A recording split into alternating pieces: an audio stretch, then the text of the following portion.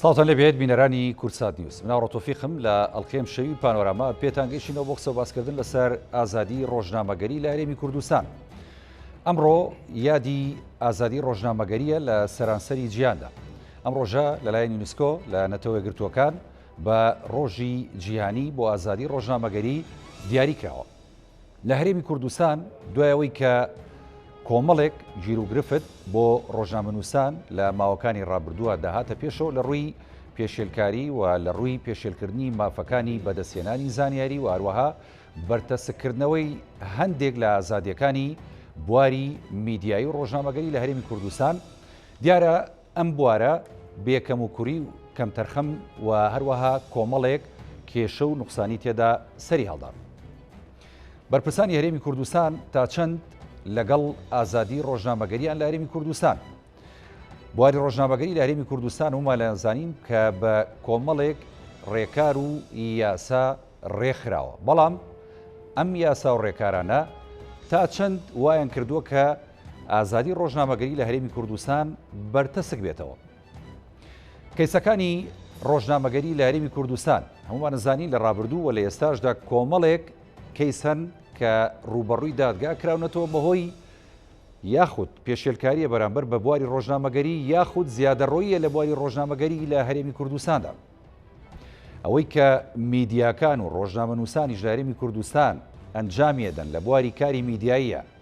ئەمان تا چەند بە پێودانگەکانی کاری ڕۆژنامەگەری و ئازادی ڕۆژنامەگەریەوە پابەندن. ئەوەی کە پابەند نییە تەنها بەس دادگاکان و پۆلیس و حکوومەت هەرێمی کوردستانە یاخود نەخێر خودی ڕۆژنامەنووسان و دەستگاکانی ڕاگەیاندنیش ئەمانیش کەمتەرخەمن بەوەی کە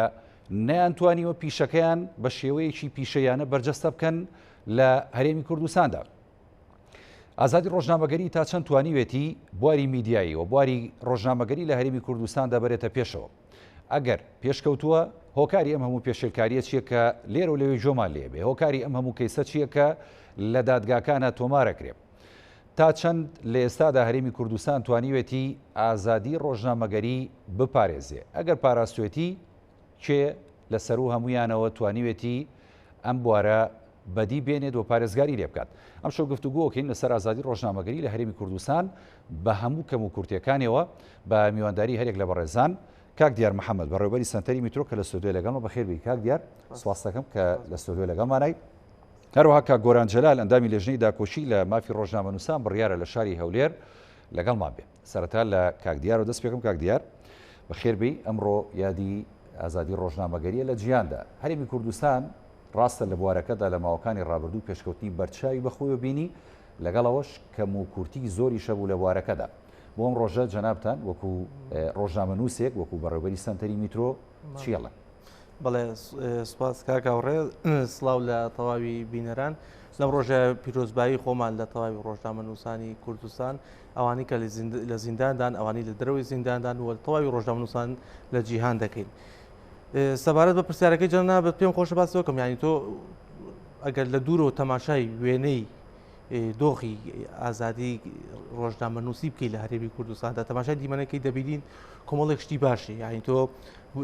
باس لە بوونی زیاد لە 1300 مؤسسەی ئەعلامیەکەی کە بە فەرمی مۆڵەتیان وەرگرتووە لە حکومەتی هەرێمی کوردستانەوە، باس لە دوو یاسای تایبەتمەندەکەی بە کاری ڕۆژنامەنووسی کە یاسای کاری ڕۆژنامەنووسیە و یاسای مافی بەدەستکەوتنی زانیاریە. ئەم دوو یاسایە ڕای هەندێک ملاحەزە لەسەری، بەڵام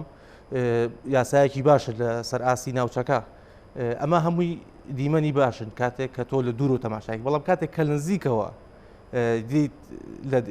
وردەبییتەوە لە دیمەنەکە دەبینیت سەر ڕایبوونی یاسای کاری ڕۆژنامەنووسی، بەڵام ڕۆژنامەنووس بە یاسای کاری ڕۆژنامەنووسی مامەڵی لەگەڵ ناگرێت لە دادگاکاندا کاتێک تووشی مشکلای بێتەوە. سەر ڕایبوونی یاسای مافی بەدەستکەوتنی زانیاری، بەڵام دەبینیت ڕۆژنامەنووسان و هاوڵاتیان کەمترین زانیاری دەتوانن وەربگرن و زۆر جار ئەگەر عیلاقی شخصی خۆیان نەبێ ڕەنگە هەر نەتوانن زانیاریش وەربگرن.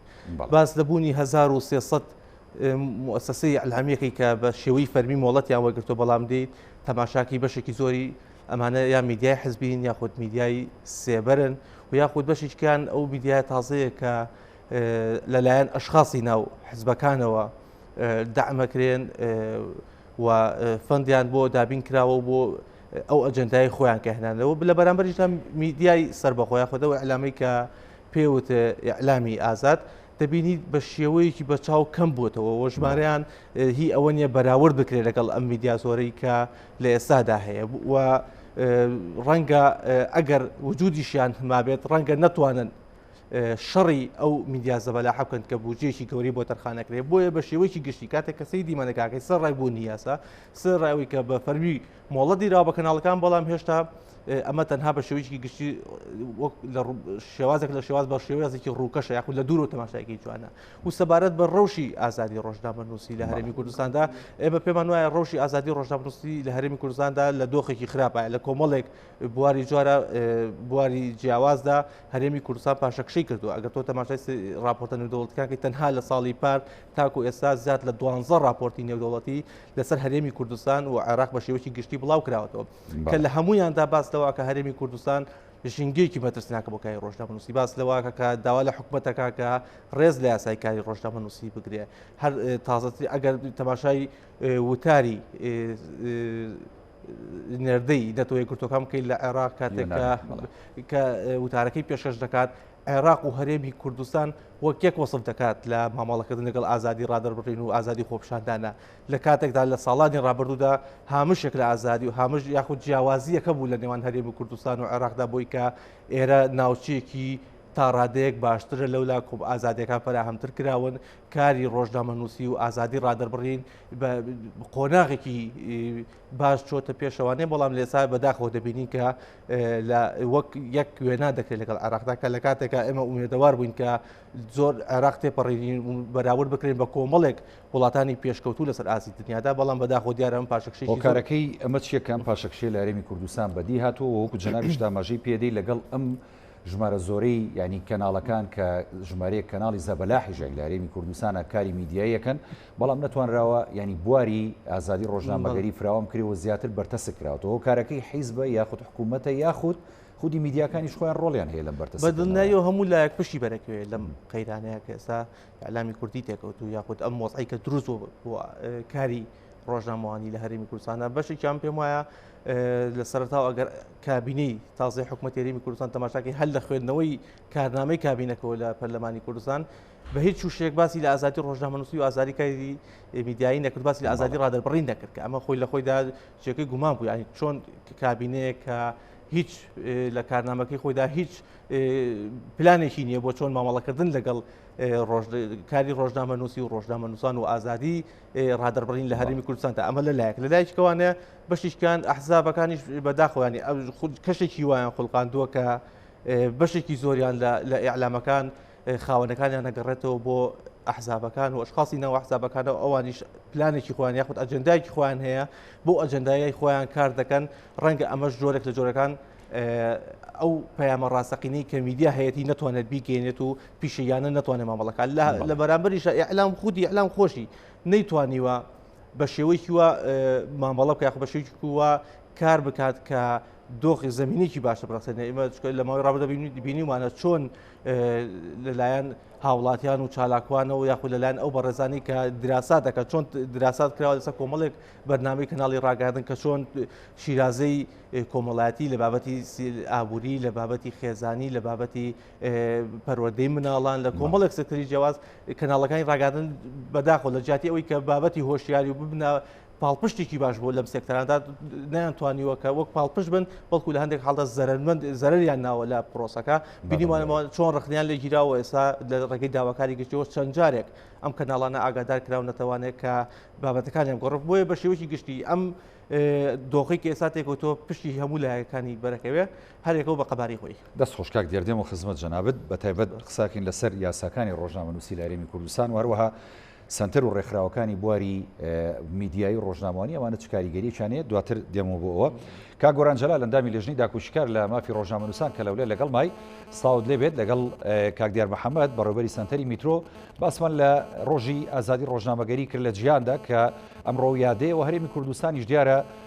کەم تا زۆر تایدا ئازادی ڕۆژنامەگەری هەم فراهەم کراوە هەم زۆر جاریش پێشێل کراوە لەلایەن خودی بەرپرسان لەلایەن خودی کەناڵەکان لەلایەن خودی ڕۆژنامەنووسان خۆشیانەوە بە دیاریکراوی بەگشتی جەنابتان وەکو داکوشی کارێک لە مافی ڕۆژنامەنووسان لە هەرێمی کوردستان بۆ ئازادی ڕۆژنامەگەری لە هەرێمدا چی ئەڵێن و چۆن هەڵیە سەنگێن؟ زۆر سپاس بۆ دەرفەتا سەرەتا سڵاو لە هەموو ئەوانەی لە پێناو ئازادی ڕادەربڕین لە پێناو کاری ڕۆژنامەنووسی لە پێناو پرۆفیشنال بوونی کاری ڕۆژنامەنووسی تێکۆشاون وە سڵاو لەوانەیە کە لە دەرەنجامی ئەو کاریاندا تووشی پێشێلکاری بوون تونند و تیژیان بەرامبەر کراوە و بەشێکیان ڕەنگە زیندانی کرابن یان بە شێوازێک لە شێوازە بە هەموو شێوازێک لە شێوازەکان دژایەتی کرابن یان ئەزیەت درابن سڵاویان بۆ دەنێرم هیوادارم ئەو یادایان ئەو بۆنەیە وا لە هەموو لایەکۆ بە تایبەتی لایانی دەسەڵاتدار کە پێشێلکاریەکان بەرامبەر ڕۆژنامەنووسان کەم بکاتەوە و یاسا و ڕێسایەکان بە شێوازێک بن کە ڕێگری لە پێشێلکاری بەرامبەر ڕۆژنامەنووسان بکرێت. سەبارەت بە ئازادی ڕۆژنامەنووسی و ئازادی ڕۆژنامەگەری لە هەرێمی کوردستان بەداخەوە ئێمە کاتێک تەماشای داتاکان دەکەین کاتێک راپۆرتە نێودەوڵەتیەکان دەبینین کاتێک ئەو هەموو پێشێلکاریان ئەم ڕۆژنامەنووسانە کە لە کەناڵەکانی ڕاگەاندنی خۆیانەوە لە سۆسیال میدیا باسی خۆیان دەکەن کە پێشێلکاریان بەرامبەر کراوە دەگەین ئەو حقیقەتەی کە هەرێمی کوردستان هەتا ئێستا ئەو فەزا ئازاد و فراوانە نییە بۆ کاری ڕۆژنامەنووسی کە ڕۆژنامەنووسان تێیدا بە هەموو پێوەرە نێودەوڵەتیەکان بتوانن کاری ڕۆژنامەنووسی بکەن. پێشێلکاری بەرامبەر ڕۆژنامەنووسان هەیە، ڕێگری لە کەناڵەکانی ڕاگەاندن هەیە و بەداخەوە لە هەرێمی کوردستان دیاردەیەکی کەشە ئێستا وردەوردا ڕاگەاندن بە عام قەتیس کراوە لە چەند پارەدارێکی سیاسی پارەدار با بڵێم کە ئەوان کەناڵەکانی ڕاگەاندن بەڕێوە دەبن و بەپێی ئەو ئەجندا و سیاسەتەی کە خۆیان مەبەستیانە کەناڵە ڕاگەاندنەکە بەڕێوە دەبن. یعنی زۆر جار کەناڵەکان بەداخەوە هەتا لەگەر میزاجی کوردەواری لەگەر ئەو شتێک کە پێی دەوتە نیزام و ئادابی عامیش نایەنەوە زۆر جار بەشێک نارێم هەموو ئەوەکان لەبەر ئەوەی خوددانەکانیان ساحیبەکانیان بە شێوە لە شێوەکان ئاراستیان دەکاتن زۆر جاران دەبینین بەڕاستی لە میهەنیەت بوون یان لە پیشەی بوونی کای ڕۆژنامەنووسی دوور دەکەونەوە کە ئەوە بەڕاستی دیاردەیەکە ئەگەر سیر بکەین ئەگەر تەماشای داتاکان بکەین کەناڵەکانی ڕاگەاندن 3 ساڵ یان 5 ساڵ پێش ئێستا زۆر زیاتر بوون لەوانەیە ئێستان وردەوردا ئەو کەناڵانەی کە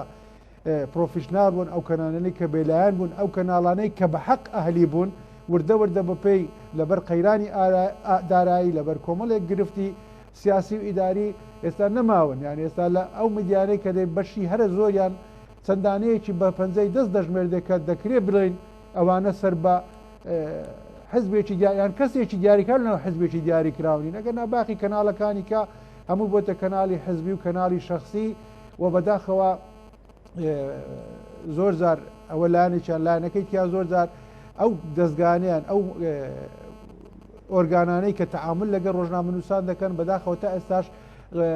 100% مقتەنیع نین بە کاری ڕۆژنامەنووسی و ئازادیکاری ڕۆژنامەنووسی بۆیە زۆر جار پێکەرخشان و لێک تونند و تیژی بەرامبەر یەکتری دەنوێنن و بە تایبەتی هەتا ئێستا لە کوردستان دادگایکی سربەخۆ نییە کە بە پێی یاسای ژمارە 35 کاری ڕۆژنامەنووسان تەعامل لەگەڵ ڕۆژنامەنووسان بکە هەرسکەوتیان لەگەر بکەوە دادگاییان بکاتە زۆر جار دەبینین ڕۆژنامەنووسان بە پێی یاسای دیکە بە پێی یاسای قانونی عقوباتی عێراقی سزا دەدرێن بە ناوی تەشهیر بە ناوی سوکایەتی پێکردن بە ناوی باشە کاک گۆران ینی بۆ نمونە ئەو خاڵی کە جەناب دامەژی پێدی چکەمە زۆر گرنگە مەسلەی دادگایکردنی ڕۆژنامەنووسان یاخود کەیسەکانی ڕۆژنامەنووسان و هەندێک لە دەستگاکانی ڕاگەیاندن بە سربەخۆ و غیرە سربەخۆ لە دادگاکان بۆ نمونە ڕۆڵی ئێستا لێژنەی داکۆشیکردنی ڕۆژنامەنووسان چییە؟ ڕۆڵی سەنتەرەکان چییە کە هەوڵەدەن ئازادی ڕۆژنامەگەری لە هەرێمی کوردستاندا فراوان بکەن؟ هەوڵەدەن ینی ئەوەی کە لە هەرێمی کوردستان دەیەوێت بەرتەسکی بۆ ئازادی ڕۆژنامەگەری بێنەتەکایەوە ئەمان ڕێگری لەکەن ئەمان ئەتوانن چی بکەن لە دادگاکان ئەتوان چۆن پارێزگاری بکەن لەو کەیسانی کە ئێستا ئێمایان بین ڕۆژانە لە دادگاکانە زۆر جار ینی ڕێکخراو نێودەوڵەتیەکانیش بە تایبەتی لە هیومان ڕایتس وۆچ هەمیشە گلەیەکەن لە هەرێمی کوردستان کە تێیدا ئازادی ڕۆژنامەنووسی و ڕۆژنامەوانان بە تەواوەتی پێشێل کراوە. ڕۆڵی ئەمان چییە بێت؟ ئەتوانن ئەمان فشار بخەنە سەر دادگاکان کە دادگاکان ینی بێلایەنانە حکوم بدەن لەم کەیسانەدا یاخود نەخێر ئەوەی شتان پێ نەکراوە. سەبارەت بە سندیکا و بە هەموو ئەو ڕێکخاوانەی کە لەو وارش کار دەکەن بە سنتەری میترۆ و بە کۆمەڵێک ئۆرگانیکەیان ڕێکخراوی کەی مەدەنی کە کار لەسەر کاری ڕۆژنامەنووسی و ئازادی کاری ڕۆژنامەنووسی دەکەن بێگومان ئێمە ئەوەندەی لە دەستمان بێ پێشەرکاریەکان تۆمار دەکەین وەلایەنە بەرپرسەکانی لێ ئاگادار دەکەینەوە زۆر جاران لەگەر ئەو لایەنانەی کە پێشەرکاری دەکەن دەچینە سەرخاد وە قسان لەگەر دەکەین و فشاری خۆمان وەکو سندیکا بەکاردێنین بەڵام دووسێ گرفتی سەرەکی لەو حالەتە ڕوودەدا ئێستا زۆربەی کەیسەکان کاتێک سندیکایان هەر لایەنەکی کە کاری ئیش لەسەر ئازادی کاری ڕۆژنامەنووسی دەکاتن کاتێک دەچێتە سەر کەیسەکە لە بنەڕەتدا بەکاری ڕۆژنامەنووسی لادرایە بە قانونێکی تکە تەعاملی لەگەر دەکرێتن کە ئەوە ئەتو وەکو سندیکا دەچی داکۆچی لێ دەکەی دەبینی قانونەکە قانونی 35 نییە بە قانونیش تکێ مەسەر بە قانونی عقوباتی عێراقیە کە ئەوە بەڕاستی گرفتێکی گەورەیە کە ئێستا بەداخەوە زۆر لایەن کە دانێت کاری ڕۆژنامەنووسی بەرتەسک بکەنەوە ئازادی ڕۆژنامەگەری بەرتەسک بکەنەوە پەنا بۆ ئەو شێوازە دەبێت چونکە بە حەقەت دەبێت ئەوەش بڕابگەێنم کە یاسای 35ش لەو کاتێ نووساتە ئێستا زۆر دەبا گۆڕانکاری بەسەردا بێت تۆزێک جارش کە سیاغە بکرێت و چونکە بەڕاستی واقعی حالی ئێستا ڕۆژنامەگەری کوردستان بەرتەسەوەری من ئەو یاسا تێری ناکاتن پێویستی بە یاسایەکی تۆکمەتر و چاتر هەیە و هەروەها لایەنە بەرپرسەکان بە تایبەتی حکوومەتی هەرێمی کوردستان و وەزارەتی داد و ئەنجومەنی دادوەری پێویستە بە زووترین کات دادگاش تایبەت بە کەیسەکانی ڕۆژنامەگەری یەکلا بکەنەوە هەروەها پەرلەمانی گرنگەوەڵێتی کە ئێستا گرفتێکی هەیە گرفتێکی تکە هەیە کە گرفتی سوسیال میدیای پێ دەڵێن ئێستا ئەمە لە بینی ئەوەی سوسیال میدیا ئایا ڕاگەاندن و کاری ڕۆژنامەنووسیە یان کارێکی تاکە کەسیە بۆ نمونە ئەمن فەیسبووکەکەم یان وەتسئاپەکەم یان هەر ئەو دەستگانەی کە پێی دەگوترێت سوسیال میدیا هەما کاتێک شتێکی تێدا بڵاو دەکەم و ئایا ئەوە ئازادی ڕۆژنامەگەریە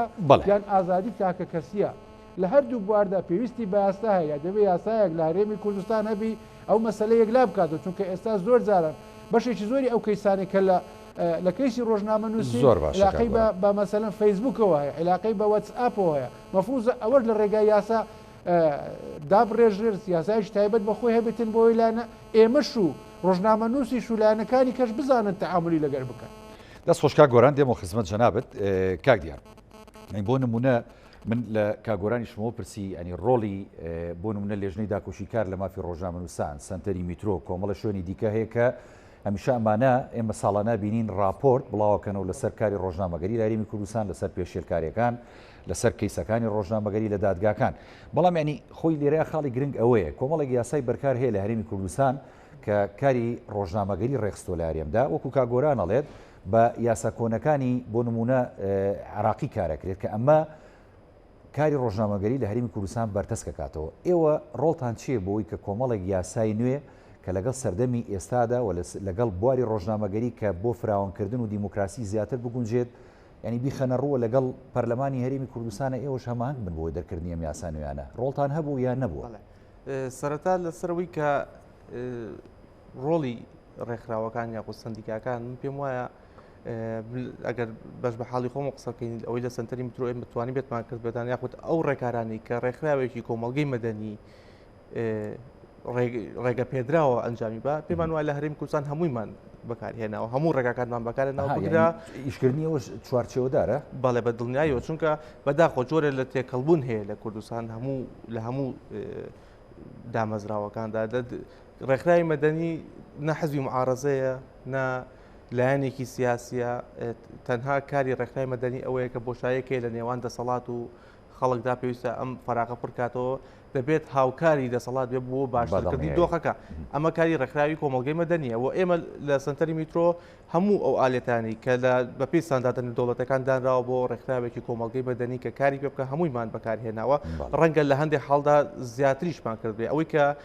ئێمە ئەیکەین ڕێکخراوەکانی وەک CPJ هیومان ڕایتس وۆچ ئەمنستی و پامنێرانی بێسوور هەمووی هەر و ئالێتانەی بەکارێن بەڵام ڕەنگە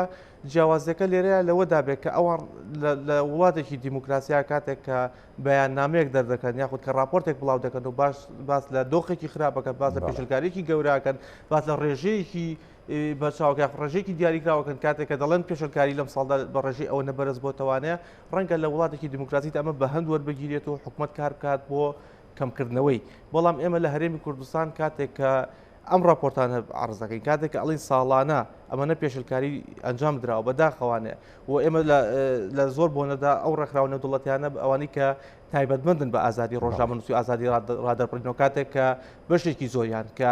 راپۆرتیان هەبوو لەسەر ڕەوشی ئازادی ڕۆژنامەنووسی لە هەرێمی کوردستان و سەرچاوەکانی سنتەری میترۆ بوون وەزارەتی خارجی بەریتانیا وەزارەتی خارجی ئەمریکا ئەمانە کاتێک کە راپۆرتیان بۆ بەشێکی داتاکانیان لە سنتەری میترۆ وەرگرتەوە بەداخەوە لە جیاتی حکوومەتی هەرێمی کوردستان بێت ئەم داتانی ئێمە بە هەند وەربگرێت و کار بکەین پێکەوە بۆ کەمکردنەوەی ئەم ژمارە زۆرە لە پێشلکاری لەلایەن موسسەیەکەوە کە بەڕێزێک ئیدارەیەکە کە بە ناوی دەستگای وەڵامدانەوە بە دواتاچوونی راپۆرتە نێودەوڵەتەکان ئەم موسسەیە دێت یەکسەر راپۆرتەکە ڕەت دەکات و لە جیاتیەوەی بێت معالەجەی بابەتەکە ئەمە لەماوەی ڕەتکردنەوەی منی جستم ئەو پرسیارە بکەم بەڕاستی چکە ئێمە لە ماوەکانی ڕابردوو دو راپۆرتی هیومن رایتس وۆچمان بینی لەسەر ینی ڕەوشی ڕۆژنامەنووسان و ژیراوانی بادینان ینی گلەیەکە لە هەرێمی کوردستان کە مافیان پێشیر کراوە ینی ڕاستەوە خۆ ڕەتکردنەوەی ئەم جۆرە راپۆرتانەوەکو جەنابیشت ئاماژەت پێدا ئەمە گونجاوە بۆ حکوومەت هەرێمی کوردستان لە کایە ڕۆژنامەوانەکە و دیموکراسیەکەدا زیاتر نایهێنێتە دواوە بەڵێ خۆی سەرەتا دروستکردنی ئەم موسسەی لە حکوومەت هەرێمی کوردستاندا سوڕێکی جوان بوو بۆ هەرێمی کوردستان بۆ دنیای دەرەوە کە حکوومەت هەرێمی کوردستان مهتەمە بۆ راپۆرتانی کە دەرەچێت مهتەمە بە سومعی خۆی لە بابەتی ئازادی ڕادەربڕین ئازادی بیرروڕا لە بابەتی دیموکراسیت بە شێوەیەکی گشتی بۆیە ئەم موسسەی دامەزان و ئەمە کاردانەوەیکی ئیجابی گەورەی هەبوو لە دنیا لەسەر ئاسی نێودەوڵەتی کە هەرێمی کوردستان لە ناوچەکەیەکێکە لەو وڵاتەکەمانی کە موسسێکی وای هەیە بەڵام لەگەڵ تێپەڕبوونی کات ئەم موسسەیە هەر هات و راپۆرتەکانی ڕەت کردەوانێ بە هەموو پێشلکارێک ئەڵێت بوونی نییە ئەمە وای لێ هات ئەومان بیر نەچێ ینی بەشێکی زۆر لە وڵاتان نێساوێت دنیای سەردەمی کرانەوەیە و لە هەرێمی کوردستان بەشێکی زۆر لە وڵاتان ئەو بە تایبەتی وڵاتە سلێزەکان نوێنەرایەتیانەیە قوسوڵخانەیانەیە لە هەرێمی کوردستان و ورد و دروست ئاگاداری دۆخی بەدڵنیایەوە کاتێک کە دەبینن ئەم موسسەیە تەنها ڕەدی راپۆرتەکان تەنها دەڵێت وانە ئەمانیش گومانیان دروست گومان لای بەشێکی زۆریان دروست بۆ کە چۆن ئەو هەموو راپۆرتە نێودەوڵەتیە دەردەچێت ئەو هەموو پێشلکاریە باز دەکرێت ئەم موسسەیە نەفیە کاتەوە بۆ ئەم پێم وایە ئەمە کاریگەریکی خراپی هەیە لەسەر سومعی هەرێمی کوردستان و ئەو وێنە جوانی کە سەرەتا نیشانیاندا لە ئێسادا پێم وایە ئەو وێنەیە و خۆی نەماوەتەوانەیە بۆ چەند جارێکیش بەش خودی سەرۆکی ئەو موسسەیە چەند جارێک تۆمەتی خستۆتە پاڵ سنتەری میترۆ بۆی کە ئێمە زانیاری چاواشەکاری و زانیاری هەڵە بەڕێکخراو نێودەوڵەتەکان تی بەڵام ئێمە سووری لەسەر کارەکانی خۆمان لەسەر دروستی خۆمان کاگە دیار بوو ڕقسەکەشە پێ بڕۆم لەسەر کاری هەم سنتەری میترۆ هەم کۆمەڵێک چالاکوان و ڕێکخراوی دیکە کە لە بوارەکەدا کارەکەن بۆ ئازادی ڕۆژنامەگەری ئێوە زۆربەی کات لە بۆنەکانتانە کە یاخود لە ڕاگەیانی راپۆرتەکانتانە بەرپرسانی باڵای هەرێمی کوردستانیش بانگێش دەکەن باشە کە ئەمان دێن تەنها بۆ تەشریفاتی دێنە لای ئێوە یاخود نەخێر وەکو جەنابە دەڵێکەوە داتا و ژمارە و ئاماریان دەدەنێت لەسەر پێشێلکاریەکان جۆتان لێگرنەوە بە دوواداچوونی بووکەن بەڵێ ئێمە خۆی ئەم داتانە کە تۆ وەرێکی کاتێک کە تۆ بە دۆکۆمنتی ئەو پێشلکاریان ناکەی کاکرێ پێویست ینی بۆ هەڵگرتن نییە تۆ بێ بیتە لایەنی پەیوەندیدار و خۆمان نزانین لە هەرێمی کوردستان ڕاستە حکوومەتی هەرێمی کوردستانەیە ڕاستە وەزارەتێکەیە یاخود سەرۆکاتی پەرلەمان هەیە ئەمانەی بەڵام ئەومان بیر نەچێت ئەشخاصی ناوە حزبەکان زۆر من لە هەرێمی کوردستان تا گۆسا ئەمان خاوەن بڕیارن لە ناو حکوومەتیشدا ئەتوانن بڕیار بدەن لە بەژەوەندی تۆ بێت یاخود لە بەژەوەندی تۆ نەبێت بۆیە ئێمە بە گرنگ جێزانی لە هەرێمی کوردستان کاتێک ئەم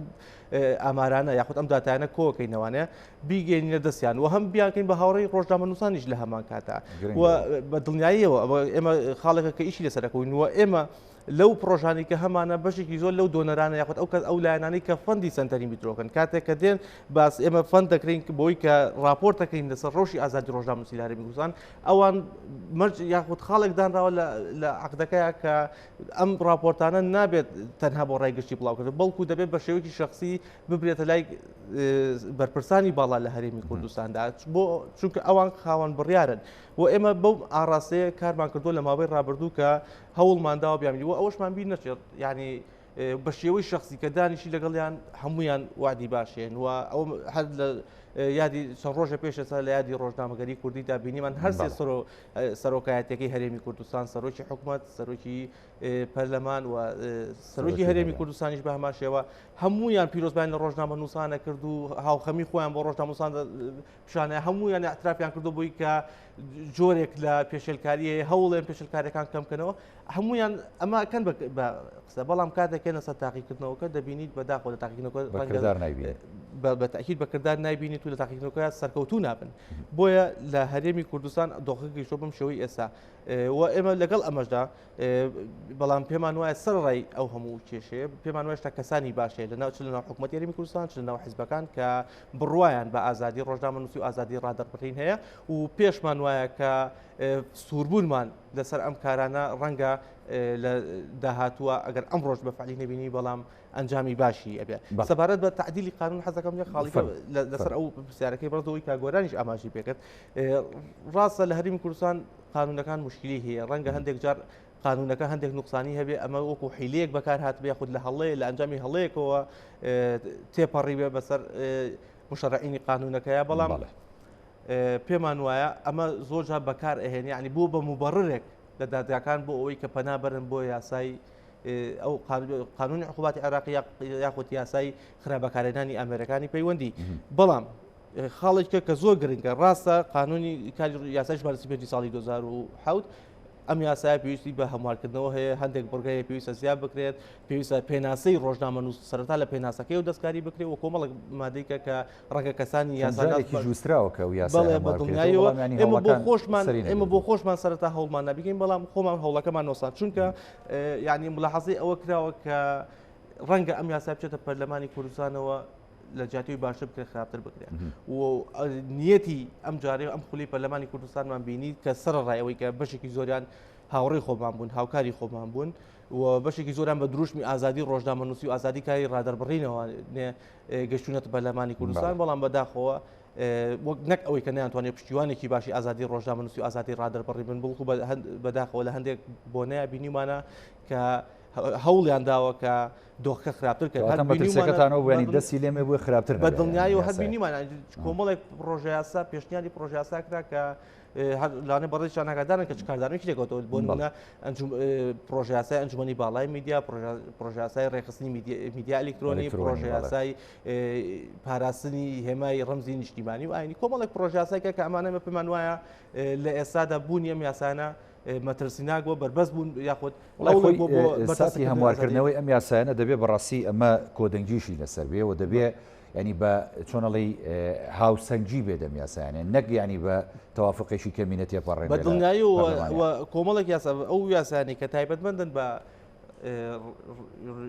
ئازادی ڕادەربڕین و بەڕای گەشت و بە ژیانی خەڵکەوە پێویستە ئەو یاسانە یعنی کات پێش ئەوەی یاساکە بکرێت خوێندنەوەی یەکەی بۆ بکرێت لە پەرلەمان بکرێتە بەکارنامەی بەرلەمانەوەوانە پێویستە ئەم یاسانە کۆمەڵێک سیمینار و کەسانی مختەس ببینێت کۆمەڵێک کەس بابەتی لەسەر بنووسیەوە لە ڕۆژنامەکاندا بڵاو بکرێتەوە بەڵام بەداخەوە ئەم جارە کە ئەم پرۆژە یاسانە کە دانران هیچ ڕێکارێک لەم ڕێکارانە نەگیرانەبەر بۆ ئێمە گومانی لای هەمووان دروست کرد کە ڕەنگە ئەمانە نیەتێک بێ بۆ ئەوەی کە ئازادی ڕادەربڕین بەرتەسک بکرێتەوەوانەیە و بۆیە پێم وایە تعدیلکردنی قانون سەرڕای ئەهەمیەتی تعدیلکردنی قانون بەڵام لە ئێستادا ڕەنگە ئێمە بە هەنگاوێکی باشی نەزانی و ئێمە هەر بۆ زانیاری بەڕێزیش و زانیاری بینەران ئێمە لەگە سەرۆکی پەرلەمانی کوردستانی شادانیشین بەڕێزیان بە سوپاسەوە کە پشتیوانێکی باشی سنتەری میترۆیە و لە زۆر بۆنەدا هاوکارمان بووە لە باشترکردنی دۆخە یاخود لە هەندێک بۆنەیە توانیوێتی هاوکارێکی باشمان بکە بەڕێزیشیان پیان وە بۆ کە لە ئێستادا یاخود بە زبانی خودی تەرجیح تا ناکەم کە ئێستا هەنگاوێکی لەم شێوەیە بگرنە بەر کە تعدیلکردنی یاسای کاری ڕۆژنامەنووسی بێت لەم خولای ڕەنگە گومان ئەویش دیارەوان هۆکارەکە زان دەست خۆشکاک دیار دێمە خزمەت جەنابێت کاگۆران ینی زۆر باز لە میدیای ئاراستەکرا و یاخود میدیای حیزب یاخود ڕۆژنامەنووسی حیزبی دەکرێت بەڵام خۆ دوجار ینی ئەم میدیایانەوە ئەم ڕۆژنامەنووسانەش ینی پیشەیەکیان لەسەر شانە و دەبێت ئەو پیشەیە بە ئەمانەتەوە بگێنن زۆر جار ینی تێکەڵەیەکەکرێت لە نێوان میدیاکانی حیزبیشدا بەڕاستی و یعنی چۆن ڵێی ڕەش و سپی پێکەوە ینی هەڵە سەنگێنرێت بەڵام ئەوەی کە زۆرێک لە میدیاکانی ژارێمی کوردستان دەیکەن ڕاستە ئامانجدارە، ڕاستە ئاراستەکراوە، بەڵام دوجار پێتان وانە هەندێک لەمانەش پشکیان بەردەکەوێت لەوەی کە ڕەوشی ڕۆژنامەنووسی بە ئاراستەیەشی ڕاسترا برن و بۆ ئاراستەی کە زۆرێک لە ڕۆژنامەنووسە ئازادی خوازەکان داوای دەکەن کە ڕەوشی دیموکراسی ڕۆژنامەگەری لە هەرێمی کوردستان بەرەو باشتر و باشتر ببرێت؟ بەڵێ بێگومان ئەمە من وەکو کەسیش و وەکو سندیکا وەکو ڕۆژنامەنووسیش خۆشحاڵم بۆی کە دەستگای ڕاگەاندن لە هەرێمی کوردستان زۆر بن و خەڵکی پرۆفشنال لە کاری ڕۆژنامەنووسی لە کەناڵەکانی ڕاگەاندن لە ڕۆژنامەکانی لە کاری میدیای خەڵکی پرۆفشنال کار بکە بەڕاستی کارێکی باشە و کارێکی ئەرێنیە لە کاری ڕۆژنامەنووسی و لە پێگەیاندنی فەزای ئازادی لە هەرێمی کوردستان. بەڵام بەداخەوە وردە لە کەناڵەکانی ڕاگەیاندن ئەو دەنگانە کەمن، ینی کەم دەبیندرێن و ئەو کەسانی کە خاوەن ئارای تایبەتی خوای لە ناو کەناڵەکان کەم و زۆرێک پێم وایە دەنگان ڕێگریان لێ دەکرێت زیاتر دەستگا حزبەکان لە ئەوەل و ئەخیر بەو سیاسەتە بەڕێوە دەچن کە حزبیان کەسەکەی ناو حزبیان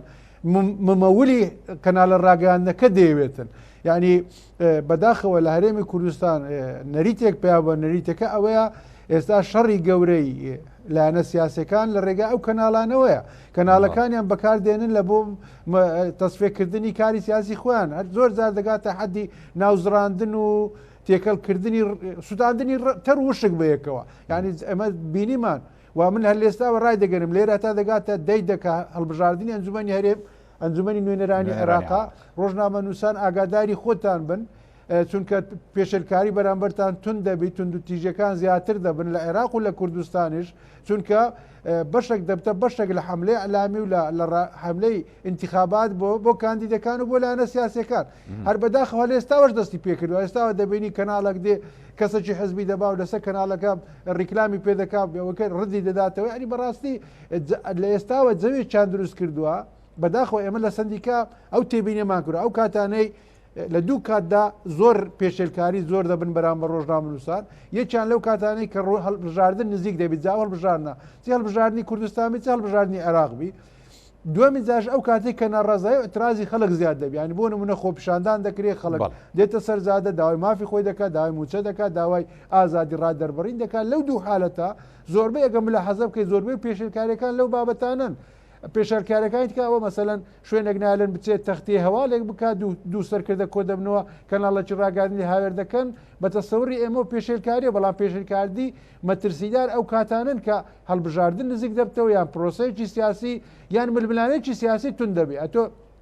زۆر جاران کە لە بینی زۆنی کەس سەوز و زەرد سراعەکە تون دەبیتن پێشێلکاری بەرامبەر ڕۆژنامەنووسان زیاتر دەبی بەنسبەتی متەفاوت. یعنی من ناڵێم 50 وەکوێک دەکرێت، بەڵام دیسان لەو حالەتانێک کە سیراعە سیاسەکان لە هەرێمی کوردستان تون دەبن هەندێک جار سیراعە کەسیەکانیش تاسیری لەسەر ڕاگەیاندنەکانەیە. من تەمەنا دەکەم ینی ئەو دەنگ ئازادی خوازنە و کەناڵەکانن میهنیانە کار ڕۆژنامەنووسی خۆیان بکەن و حقیقەتی ڕوودا و حەدەس و وەزع سیاسەکە بە خەڵک ڕابگەێنن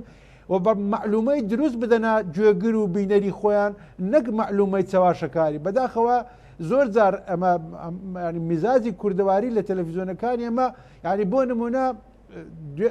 لەو ڕۆژانە من تەلەڤیزیۆنێکی کوردی بە ئارمی کوردی بە ئاڵای کوردی مسلسلێکی تورکی تەرجمە کردێ مسلسلەی تورکیەکە لە ئەوەل هەتا ئاخری دژی کورد و قەزەی کووردە آخر ئەوە چۆن دەبێت ئەوە ناوی چ ڕاگەیان نەچی لێنێم ینی چ ڕاگەیانێک دەتوانی لە خانەی چ ڕاگەیان نەچی دانێم و بەبەر چاوی هەمومانەوەژ منداڵی من منداڵی کەسەکی دی گەنجێک پیرەمێردێک پیرێژنێک هەمووی بەدەبناجی گۆرانیانی کوردی قسەکە ئەوەیە. ئێستا بۆ نمونە ئێمە گفتوگۆکەین لەسەر ئازادی ڕۆژنامەگەریەوە تا هەمووشمان ینی بە سربەخۆ و بە غیرە سربەخۆکانیشەوە گلەیمان لەوە هەیە کە ڕۆژەکە زۆر ئاڵۆزەوە ئەوەی کە لە هەرێمی کوردستان دەگوزارێ زۆر جار لە قەیرانەکاندا ینی بە ئاراستەیشی خراپ ینی تەوجی هەکرێ یاخود پەیامی ئەو لایەنە یاخود ئەو ڕۆژنامەنووسە یاخود ئەو کەناڵە دەگەیەنرێت. بەڵام بە یەکدوو یاسا یاخود بە یەکدوو ڕێکخرا و سنتەر و لێژنەیەکی داکۆشی کار لە مافی ڕۆژنامەنووس و مافی کەناڵێک و دەستگایەکی ڕاگەاندن پێت وایە ئەم ئیشە ئەر ئاوا بە ئاسانی ڕێک بخرێتەوە یاخود نەخێر ئەمە هەوڵێکی نیشتیمانی ئەوێت و هەوڵێکی دیموکراسیانی ئەوێت و هەوڵێکی خەمخۆرانە و دڵسۆزانەوێت لە هەموو لایەنەکانەوە لە هەموو خەڵکی سربەخۆ ئەوانەی کە خەمخۆری ئەم بوارن لە هەرێمی کوردستان بۆی کە ئێمە بەم ڕێگا غەڵەتەیە جارێکی دیکە نەڕۆینەوە هەنگاوی زیاتر نەنین بووی. بێگومان کارێکی ئاسان نییە ڕێکخراوی مترۆیان سندیکای ڕۆژنامە نووسانیان یەکدوو ڕێکخراوی تری کە کار لەسەر ئازادی ڕۆژنامەگەری و دژی پێشێلکاری کاری دژ بە ڕۆژنامە نووسانن ئەوە بە دەردی ڕۆژنامە نووسان نابە. پێویستە لە هەرێمی کوردستان یاسایەکی تۆکمە هەبیتن کە ڕێگیری لە پێشێلکاریەکان بەرامبەر هەرێمی کوردستان ڕۆژنامە نووسانی هەرێمی کوردستان بکاتن و لەوەش گرنگتر پێویستە لە دەستوری ئایندە کە لە دەستور بۆ هەرێمی کوردستان دەنووسرێتەوە ئەو مافە زۆر بە سەریحی و زۆر بە بازحی لە دەستوری هەرێمی کوردستان جێگیر بکرێ چونکە هەرێمی کوردستان سمعە و ناوبانجی هەرێمی کوردستان بەندە بەوەی کە چەند ئەتۆ ئازادی تاکە کەس ئازادی ڕادەربڕین ئازادی ڕۆژنامەگەری فەرامۆش کردووە و ئەوە بنەمایەکی ئەساسی دیموکراسی بوونی هەر سیستەمێکی سیاسیە. بە تەسەوەری من حکومەتی هەرێمی کوردستان ئەگەر خەمی ناوبانجی خۆیەتی مەفروزە پێش هەموو لایەنەکان پێش ڕێکخراوەکان پێش لایەنەکانی کۆمەلگای مەدەنی مشوری ئەو بابەتە بخوا بچێتە سەر ئەو مەوزوعە خۆی بە یاسا ئەو مەسەلە ڕێک بخا و هەروەها سوڵتەی تەشریعی کە خۆی لە پەرلەمانی کوردستان دەنوێنێ مەفروزە مناقەشەیەکی جددی مناقەشەیەکی زۆر ئەکادمی لەسەر مەسەلەی لەو سەر ئەو مەسەلەیە بکاتن و قسەی هەبێتن لە سیاغەکردنی دەستوری داهاتوو هەرێمی کوردستان و ئێستاش یاسایەکان بە جۆرێک ڕێک بخاتەوە کە ئەو مەسەلەیە بەڕاستی جارشکە ناوبانجی هەرێمی کوردستان کاگۆرانی ڕۆڵی دادگاکانمان چۆنە بێت لە دەرچوانی جۆرە یاسایشی ئەوها کە جەناب دامەژەی پێدی بوونەوە لە داهاتوو لە دەستوری هەرێمی کوردستان. بێگومان بەداخەوە لە هەرێمی کوردستان دادگاش بە جۆرێک لە جۆرەکان ڕنگدانەوەی واقعی سیاسی هەرێمی کوردستانە یعنی ئەوەلەکە شاراوە نییە حزابی سیاسی دەسەڵاتی سیاسی کاریگەری بەسەر دادگاکانەوە هەیە کە مەفروزە ئەوەش یەک لە خەمەکایەک لە مشکلە گەورەکانە کە لە راپۆرتە نێودەوڵەتیەکان لە دوای راپۆرتی هومەن ڕایت و ئەوانە زۆر بەوازەی ئیشارەی پێداوانی هەتا ئیشارە بۆ دراوە کە هێزە چەکدارەکانی هەرێمی کوردستانیش هێزی چەکداری سەر بەلایەنەکانن کە مەفروزە وانە بێ کە مەفروزە هەرێمی کوردستان لەبەرەوەی هەموو هەر چواردەوری بە دوژمن تەندراوە تاقە وەسیلە کە بتوانی سمعەی نێودەوڵەتی خۆی بەرز بکاتەوە کە وڵاتان داکۆچی لێ بکەن ئەوەیە دەبێت کوردستان بێتە مێرگێکی زۆر بە پیت و بەرەکەتی ئازادی ڕادەربڕین و ئازادی کاری ڕۆژنامەنووسی ئەگەر وەکو عێراقی لێهات ئەگەر وەکو سۆمالی لێهات ئەگەر لە لیستی ڕەشی پێشێرکارەکانی دژی ڕۆژنامە نووسان بوو ئەو کاتە دنیای دەرەوەش داکۆچی ناکات چونکە تۆ فەرقێک لە بینی تۆ لە بینی دەوڵەتی عێراق نابینی بۆیە ئەو پرسا بەڕای من پرسێکی نیشتیمانیە مەفروزە هیچ ئیشی سندیکا و ڕێکخراوەکانی تایبەتمەندە بۆ مەسەلێ بەڵام کاری سەرکی حکوومەتی هەرێمی کوردستانە کاری سەرکی پەرلەمانی کوردستانە کاری سەرکی هەموو لایەنە سیاسی ئازادی خوازەکانە کە فعلەن بیسەلمێنن کە ئەوان لەگەر ئازادی بیرروڕا و ئازادی ڕادەربەرن و ئازادی کاری ڕۆژنامە نووسین بەغەیری ئەوە بە تەسەوەری من هەم سمعەی هەرێمی کوردستان هەم ئازادیەکان نەفەراهەم دەکرێت نەکاری ڕۆژنامە نووسیش لە هەرێمی کوردستان کارێکی پرۆفیشناڵانە و چاک و بێگرێ و بێ مشکلە دەبێتە. دەست خۆش کاک گۆرانجان سوپاس دەکەم بەڵێ کاک دیاریانی ئەمەسە لە پۆلینی ڕێکخراوە نێودەوڵەتیەکانە وەکو هەرێمی کوردستان لە بواری ئازادی ڕۆژنامەگەریە ئێمە چۆن پۆلێنمانەکەن پۆلێنەکەمان باشە یانی لە ڕوومانیا کە بڵین ئێمەش ئازادی ڕۆژنامەگەری هەیە بەداخەوان ینی هەرێمی کوردستان لەگەڵ عێراق پێکەوە کە پۆلێن کراوە لە لیستی ڕەشی ئەو وڵاتانە کە ئازادیکای ڕۆژنامەنووسیدا خراپە لە عێراق زۆر جار باشتر بوون بە دڵنیایەوە لە عێراق فەرهەمی ئازادی زیاتر بۆ لێرە بەڵێ لە ماوەی ڕابردوتەنانەت لە راپۆرتە ئەگەر تەماشای راپۆرتە نێودەوڵەتەکان بکەی لە 10 ساڵی ڕابردووە چۆن کاتێک کە راپۆرت لەسەر هەرێمی کوردستان بووە چ جیاوازیی بووە لە نێوان هەرێمی کوردستان و عێراقدا کە باس لە ڕۆژەکە کراوە بەڵام بەداخەوە ئێستا جۆرێک لە ینی وەک هاوشەوەی یەک تەماشا ئەکرێن بە دڵنیاییەوە هاتوونەتە دواوە تەراژوعێکی زۆر هەیە و بەشێکی ینی ئەگەر تۆ هەستێری ئەو لیستی ئەو وڵاتانە بکەی کە لەسەر نەخشەی ئازادی ڕۆژنامە نووسین ینی خەفەت دەخۆی کە تۆ لە هەرێمی کوردستان خەڵکانێکی زۆر بوون لە ساڵانی ڕاودا قوربانیان داوە تاکو ئەم دۆخی ئێستا ئەم حکوومەتی ئێستا بێنەکایەوە حکوومەتێکی کوردی حکمی هاوڵاتیان کە بەداخەوە ینی پێسیرەکە بینی چەند وڵاتێکی کەم نەبێت کە لە تۆ خراپترن کەس لە تۆ باشتر نییە لە دۆخەکەیە بەداخەوە بۆیە ڕەوشی ئازادی ڕۆژنامەنووسی لە هەرێمی کوردستاندا ینی کارێکی واکە تراجعێکی وای پێکراوە کە لە ئاسێکی بەدەستداردایە و ئێمە ساڵانە باس لە کۆمەڵێک پێشکاری زۆرەکەین چ ئێمە وەکسەنتری میترۆ چ سندیکا چ هەندێک ڕێکخراوی کە چه هەندێک ڕێکخراوی نێودەوڵەتی کە نوێنەریانەوە ئەو راپۆرتانی وەزارەتی خارجی ئەمریکا کە ساڵانە لەسەر هەرێمی کوردستان بڵاوەکرێتەوە کۆمەڵێک پێشکاری زۆری تایە کە ئەم پێشکاریان ساڵانە دووبارە بنەوە و ئێمە ئێستا بەنامە لەگەڵ تویاکەین ڕۆژنامەنووسێ تا ئێستا تەوقیف کراوە چاوەڕێکە کەی دادگایی بکرێ ڕۆژنامەنووسێ بڕیاری دادگاییکردنی دراوە کە لای هەمووان و لای تەواوی ڕایگشتی و لای ڕای نێودەوڵەتیش بە هەمان شێوە گومان هەیە لەسەر شێوازی دادگاییکردنەکەیان بۆیە بە شێوەیەکی گشتی ڕۆژی قسەی کاگ دیار بزانم لەم بارەوە لەم ڕۆژەیە بەڵێ لەم ڕۆژە ئێمەم ڕۆژە وەک بۆنەیەکە بینی بۆ ئەوەی کە حکومت تەماشای ئەم ڕۆژە بۆ دانراوە کە حکوومەتانی دنیا تەماشای ئەدای خۆیان بکەن لە معامەڵەکردنیان لەگەڵ ئازادی ڕۆژنامەنووسی لەگەڵ ئەو قانونانەی کە پەیوەستە بە ئازادی ڕۆژنامەنووسیەوە هەروەها بۆنەیەکی شە بۆ کەناڵەکانی ڕاگەاندن کە پێداچوونەوە بەکاری خۆیان کرد کە ئایا تا چەندێک پیشەی بوون تا چەندێک توانیوانە بێلایەنانە ڕووماڵی بابەتەکان بکەن و ئێمە لەم بۆنێدا داوا یعنی ئێمە بەردەوام کاتێککە باس لە ئەڵین یاسای کاری ڕۆژنامەنووسی یاسای کۆمەڵێک مافو امتیازاتی هەیە بۆ ڕۆژنامەنووسان بەڵام ئەومان بیر نەچێت ئەم یاسای تەنها مافو امتیازات نییە کۆمەڵێک ئەرک و واجباتی شێ بۆ ڕۆژنامەنووسان کە بەداخەوە ئەویش لە تەڕاجعایە لە ینی چ دەسەڵات تو حکوومەت پێشەلکاری ئەکا بەرامبەر بە ڕۆژنامەنووسان و لە بەرامبەریشدا مؤسساتی ئەعلامی و ڕۆژنامەنووسان بە هەماشیەوە وەک پێویست ئەو ئەدایی یاخودە و ئەرکی لەسەر شاجانە نەیانتوانیوە جێبەجێ بکەن. دەست خۆش کاک دیار بەڵە کاک گۆران لە ماوەی یەک خولەکە دوا پەیامی خۆت بنێری سوپاس دەکەم. دووبارە سڵاو بۆ هەموو ڕۆژنامەنووسانی هەرێمی کوردستان و داواکارم لاەنە بەرپرسەکان و حکوومەت و پەرلەمانی کوردستان بە زووترین کات مشوری ئەو مەسەلە بخۆن هیچ کە هەرێمی کوردستان لە لیستی ڕەشی پێشێلکاریەکان نەهێلنەوە و ڕێگری لەو کارانە بکەن و ڕێگری لەو کەسانە بکەن کە پێشێلکاری بەرامبەر ڕۆژنامەنووسان دەکەن و داواش لە ڕۆژنامەنووسان دەکەم کە پرۆفیشناڵانە و بە شێوەیەکی زۆر ئەکادمی کاری ڕۆژنامەنووسی خۆیان بکەن. سڵاویان بۆ دەنێرم بۆ هەم ڕۆژنامە زۆر سپاس بۆ کاک گۆرانجەلال لەندامی لێژنەی داکۆشیکار لە مافی ڕۆژنامەنووسان کە لە سودۆکارمان لە شاری هەولێر لەگەڵ مامی سپاس بۆ کاک دیار محەممەد بەڕێوەبەری سنتەری میترۆ کە لە سودۆ لەگەڵ مامی سپاس دەکەم. بەڵێ بینەرانی بەڕێز زەڵقێم شەوی پانۆراماتان پێشکەش کرا میشە ساغ و تەندروست باش بن خواتان لەگەڵ.